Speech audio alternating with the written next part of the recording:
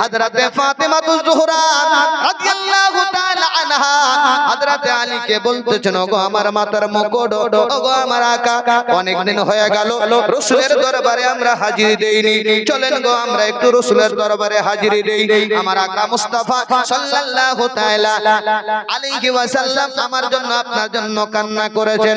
জানেন মা, যেগুলো দৃশ্য দেখেছেন রাসূলুল্লাহর চোখ দিয়ে পানি বইয়ে দাড়ি মোবারক ভিজে গিয়েছে।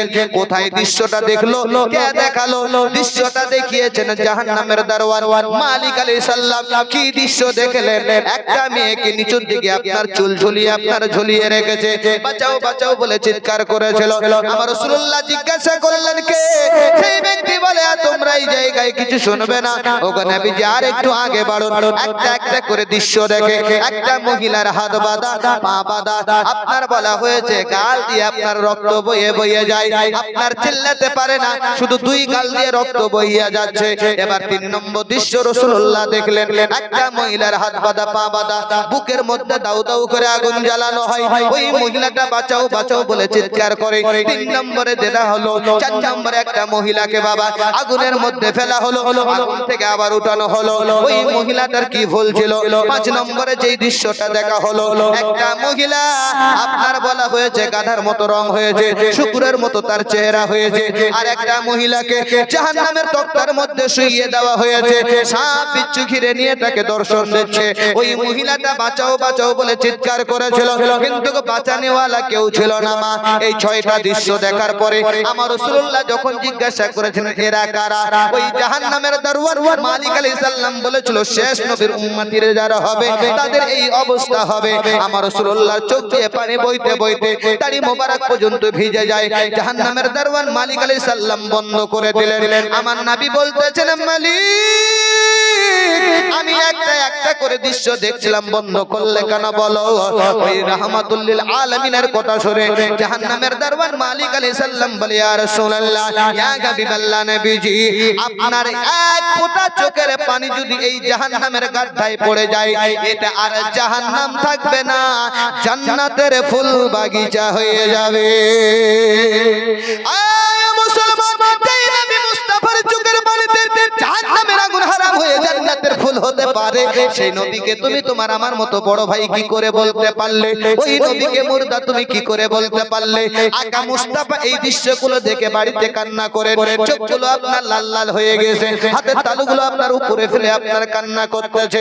এইদিকে জাহান আপনার বলা হয়েছে হযরতে আলী আর ফাতিমা সালাম করে। আমার রাসূলুল্লাহ বলতেছেন, আমি যেটা চিন্তা করছি এটা পরে, কিন্তু যে আগে সালাম দিল উত্তরটা আমাকে আগে দিতে হবে, কারণ সালাম দেওয়া সুন্নাত, জবাব দেওয়া হলো ওয়াজিব। ওয়াজিবকে যারা তরক করবে সে হবে গুনাহগার। তাহলে বোঝা গেল কেউ যদি আপনাকে সালাম করে চট করে আপনি আগে উত্তরটা দিয়ে দেবেন। আই মুসলমান বলছেন আমার নবী মুস্তাফাকে, বলে আমি আপনার বেটি ফাতেমা, সঙ্গে কে আছে বেটি বলো? বলে আমার আকা হযরতে আলী রয়েছেন। তবে আসো বেটি, ভিতরে আসো। ভিতরে গেলেন, আমার রাসূলুল্লাহর চোখ মোবারকের দিকে যেমনি তাকিয়েছেন বাবা, চোখগুলো আপনার লাল লাল হয়ে গিয়েছে। হযরতে ফাতেমা বলি, ইয়া রাসূলুল্লাহ, ইয়া হাবিবাল্লাহ নবীজি, আগো আপনার দরবারে হাজিরি দিয়েছে, এমনটা বলেন চেহারা আমি দেখতে পাইনি, চোখগুলো আপনার লাল লাল হয়ে আছে, কারণটা কি একটু জানতে পারি? আমার আকা মুস্তাফা বলতেছে, বেটি ফাতেমা শুনবে নাকি? হযরতে ফাতেমা তো জোহরা বলছে, জি আব্বা শুনতে চাই। বাবু আলী তুমি শুনবে নাকি? লাব্বাইক ইয়া রাসূলুল্লাহ, আমিও শুনতে চাই। আমার রাসূলুল্লাহ বসালেন, এক একটা করে বর্ণনা করতেছেন। যে প্রথম এক দৃশ্য দেখলাম, একটা মহিলাকে চুলের সাথে ঝুলিয়ে দেওয়া হয়েছিল। হযরতে ফাতেমা বলেছিলেন, আব্বা ওগো নবীজি, এই মহিলাটা পৃথিবীর জমিনে কি এমন ভুল কাজ করেছিল? কিতাবের মধ্যে পাওয়া যায় ওই মহিলাটা পৃথিবীর জমিনে পর পুরুষকে চুল দেখিয়ে ঘুরছিল। কি দেখিয়ে? কি দেখিয়ে? চুল দেখিয়ে। আচ্ছা, আপনাদের এলাকায় মনে হয় কেউ চুলের পাহাড় করে না? আমি আমার দিকের কথা বলছি। এখানকার মায়েরা সব ভালো তো? সবাই আপনার ওড়না পরে আছে, চুল ঢাকিয়ে আছে। শোনো, যেই মহিলা স্বামী ছাড়া পর পুরুষকে চুলের বাহার দেখিয়ে বেড়াবে, তাকে চুলের সাহায্যে ঝুলিয়ে রাখা হবে।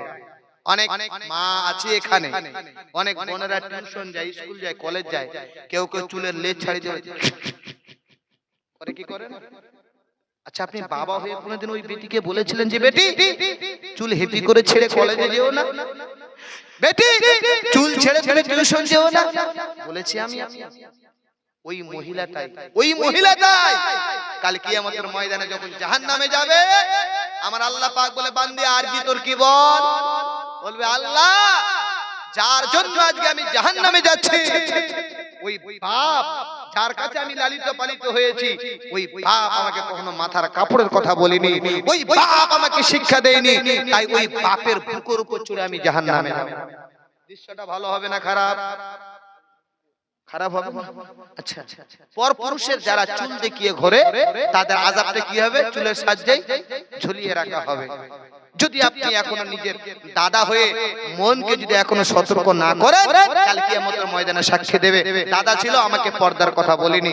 আচ্ছা, ঝামেলা হচ্ছে, অনেক মুসলমান মহিলা বলেন, নারী বলেন, ধর্ষণ হচ্ছে। কি হচ্ছে? কারণটা কোনদিন খুঁটিয়ে দেখেছেন? দেখেননি। একটা মহিলা যখন বেপরদায় যাবে, তো পরপুরুষরা নজর দেবে না? দেবে কে? দেবে স্বাভাবিক। আপনাদের এলাকায় ওই শুটকি মাছ হয়? শুটকি মাছ দেখেছেন বা খেয়েছেন? বিড়াল দেখেছিলেন? বিড়ালের কি খেতে প্রয়োজন? শুটকি মাছ। আপনি বাড়ির মালিক, ঘরের ভিতরে শুটকি মাছ রেখেছেন, আর বিড়াল টুকটুক করে দিয়ে যাচ্ছে, স্যান পেয়ে গেছে, বিড়াল বলছে, জান জাকার প্রাণ যাক, শুটকি মাছ আমি ছাড়ব, শুটকি মাছ আমি খাবো। দরজা লাগাননি, দরজা খোলা আছে। এই যুক্তিটা বুঝবেন, দেখবেন যে হ্যাঁ, মাওলানা নজরুল ঠিক যুক্তি দিয়েছে, কারণ কাটাই ছাটাই বাছাই করে আপনাদের জন্য সংগ্রহ করেছি। এই মুসলমান আব্বাজি আমার, আমি বলতে চাই যে শোনো, দোষটা বিড়ালের না মালিকের? জোরে বলুন। মালিকের। যদি মালিক দরজাটা টান দিয়ে লাগিয়ে রাখতো, বিড়াল ঢুকতে পারতো না। এবার দরজা মালিক খুলে রেখেছে, মালিক খুলে রাখার পরে বিড়াল যখন গেছে, বিড়ালে পা ধরে, সাহস কি করে হলো তুই আমার ঘরে ঢুকলি? বিড়ালকে বলছে মালিক, তোর সাহস কি করে হলো তুই আমার ঘরে ঢুকলি? অথচ ও যদি জানলা দরজাটা লাগিয়ে রাখতো, তাহলে ঢুকতে পারতো না। কেন? উল্টা চোর কোতোয়াল কোটাতে, উল্টা চোর কোতোয়াল কোটাতে। বিড়াল আবার ধরে নিয়ে একটা ট্যাং ভেঙে দিয়ে বলছে, শোন, কালকে তুই যদি আবার আসিস, তাহলে তোকে জানে মেরে দেব।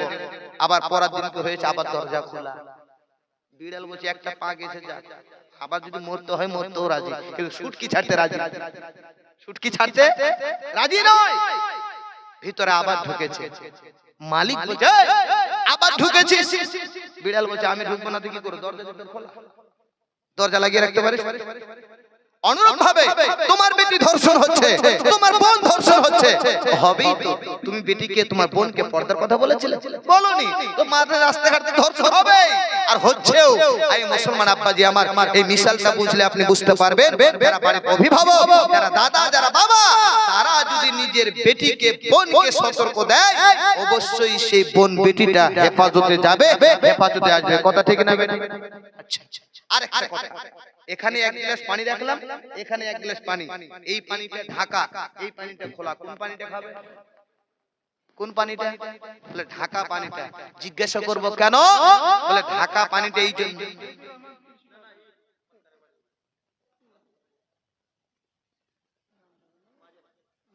আচ্ছা, মাজেরা বিবি আল্লাহ মাহফিলেতে ছিল, তাড়াতাড়ি 300 টাকা দান করে গেল, যে নিয়তে যে আশাতে করে গেল দান, এই দান কবুল করো পাক রহমান।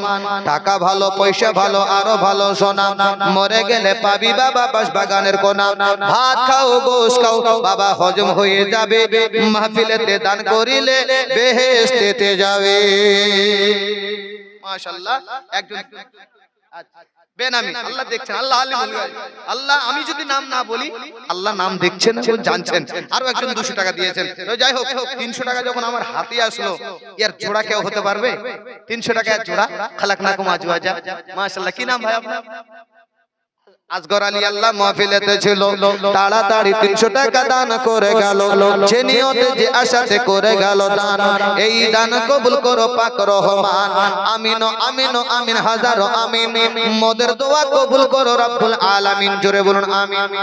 এই মুসলমান আব্বা যে আমার চলন, আমি বলতে চাইছিলাম ঢাকা পানিতে সবারই পছন্দ, আপনার খোলা পানিটা সবারই পছন্দ নয়।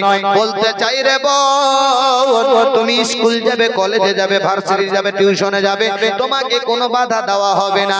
তুমি যদি পর্দার সহিত তুমি যদি যেতে পারো। আর একজন আল্লাহ মাহফিলেতে ছিল, ওগো আল্লাহ নাম তুমি ভালোভাবে জানো, যে নিয়তে যে আশাতে করে গেল দান, এই দান কবুল করো পাক রহমান, জোরে বলুন আমিন। 500 টাকা দান করেছেন একজন বেনামে। দেখেন তো দানি আপনাদের এলাকায় বহুত আছে, অবশ্যই দান দেবেন। আমি মুসাফির, আর এমন মুসাফির ডবল মুসাফির বললেও চলে। 200 কিলোমিটার রাস্তা চালিয়ে আসা, এখানে আর রাস্তাটা বাড়িটা নয় আমার, একদম বাংলাদেশ বর্ডার থেকে আপনাদের কাছে এসেছি আমি, তপন থানা থেকে। ব্রাদার মিল্লাত ইসলামিয়া, আপনাদের কাছে আমি সকলের কাছে দোয়া করব ইনশাআল্লাহুল আজিজ। তবে আমি যেটা বলতে চাইছি একটু ধ্যান দিয়ে শুনবেন। শোনার মুডে আছেন তো সবাই? আচ্ছা মাশাআল্লাহ। এবার আসুন, আমি বলতে চাইছি বোনদেরকে, বোন যেমন ঢাকার পানি সবাই খেতে রাজি, অনুরূপ ভাবে তুমি যদি পর্দা করে চলো বোন, তোমার ভালো স্বামী তোমার নসিবে জুটিয়ে দিবে কে? আল্লাহ। এবার আসুন, বুঝা গেল চুলের সাহায্যে ঝুলিয়ে রাখা হয়েছে ওই নারীকে, যেই নারী দুনিয়াতে আপনার বেপরদা হয়ে চলেছিল। তাহলে ওরা এবার প্রশ্ন করে, মৌলভী সাহেব আল্লাহ এত বড় বড় চুল দিল, আমরা কি বাহার করতে পারবো না? পারবে মা, 100%। চুলের যত রকমের কাটিং করতে পারবে, কোনো বাধা নাই, কিন্তু স্বামীর ঘরে বাইরে নয়। জোরে বলুন।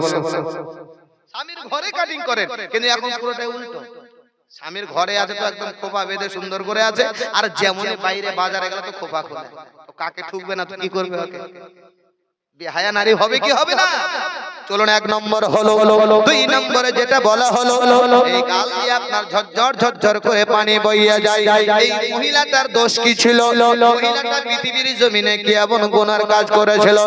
কিতাবে পাওয়া যায় পৃথিবীর জমিনে এই মহিলাটাকে স্বামী আপনার ছিল, আর স্বামীর কথায় কথায় তর্ক করত, তর্ক তর্ক তর্ক তর্ক। বোঝেন তো? স্বামী যদি একটা কথা বলে তো 10টা কথা বলে।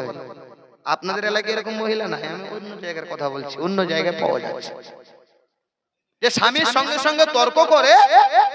এমনটা মহিলা পৃথিবীর জমিনে আছে।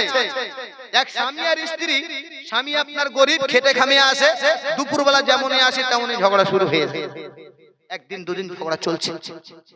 মৌলভী সাহেবের কাছে গিয়ে বলছে, হুজুর আমাদের কি ঝগড়া বন্ধ হবে না? বলি কেন হবে না? কি করে? বলি 1 গ্লাস পানি নিয়ে আসো। কখন কখন ঝগড়া হয়? বলে আপনার দুপুরেও ঝগড়া হয়, রাত্রেও ঝগড়া হয়। স্বামী কতটা নরম হয় রে মা, শোন, স্বামীর সঙ্গে তর্ক করবে, স্বামীর সঙ্গে ঝগড়া করবে, এই কথাটা শুনে নাও।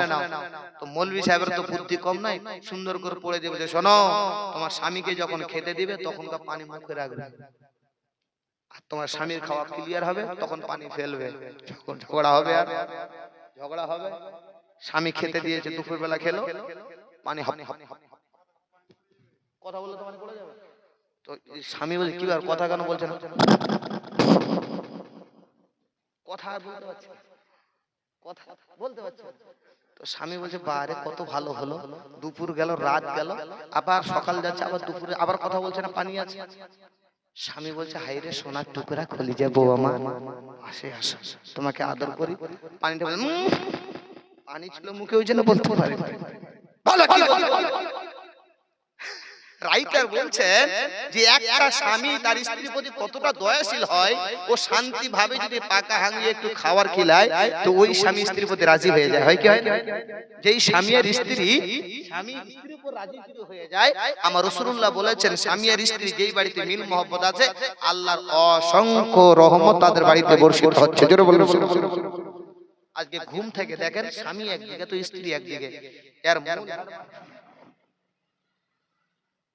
মোবাইল, স্বামী একদিকে টিপছে তো স্ত্রী আর একদিকে টিপছে। সেই জন্য আমরা বলি মোবাইল কারোর জন্য